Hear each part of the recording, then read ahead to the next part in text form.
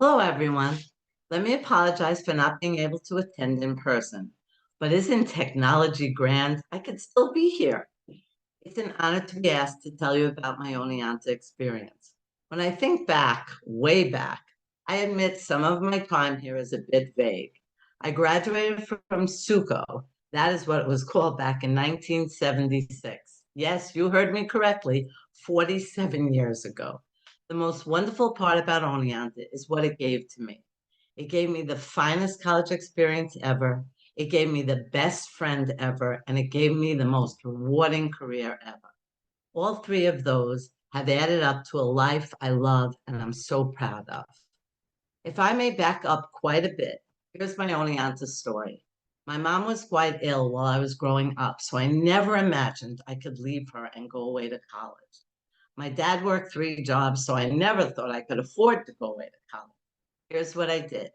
I went to a 2-year school in Long Island and lived at home. I waitressed while I attended school. I saved my money and applied to Oneonta because since kindergarten, I wanted to be a teacher. And back then, Oneonta was known as one of the best colleges for a teaching degree. Oneonta had a transfer program, which made it easy for me to transfer there in my junior year. I was in Huntington Hall, which at that time was an all-girls dorm. I was tripled. I arrived last. I shared the closets, dressers, and got stuck with the top bunk. But I surely didn't care. I was going away to college. Moral of that story, you too can go to Oneonta. I did become an elementary school teacher, and soon after graduation, I got a master's degree in special education. I retired 5 years ago. Oneonta truly prepared me to teach. I had the most amazing 27 years of my life. In fact, I never felt as if I worked a day in my life. I'm beyond grateful to the Oneonta Institution for that. Oh, yes. What I remember.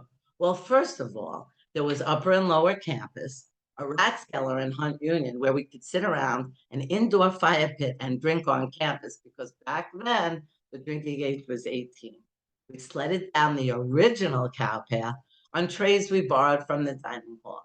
And we paid state university prices, but had a brand new library. Regretfully, I don't remember being involved in too many activities. Looking back, that was a mistake I hope none of you will make. Let's fast forward to my second daughter, Carly. Uh, she was looking for a college. I never told my daughters I wanted or needed them to go to Oneonta. I wanted them to choose for themselves. My advice to them, and the same goes to you, was to choose the state school for their undergraduate work. You will receive an excellent education at a more affordable price, and this still holds true today.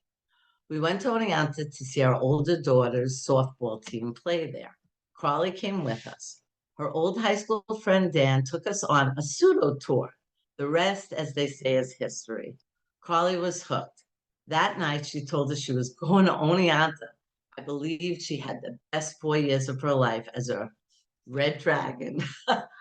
I will let her tell you all about it after. Thank you again for asking me to speak here today.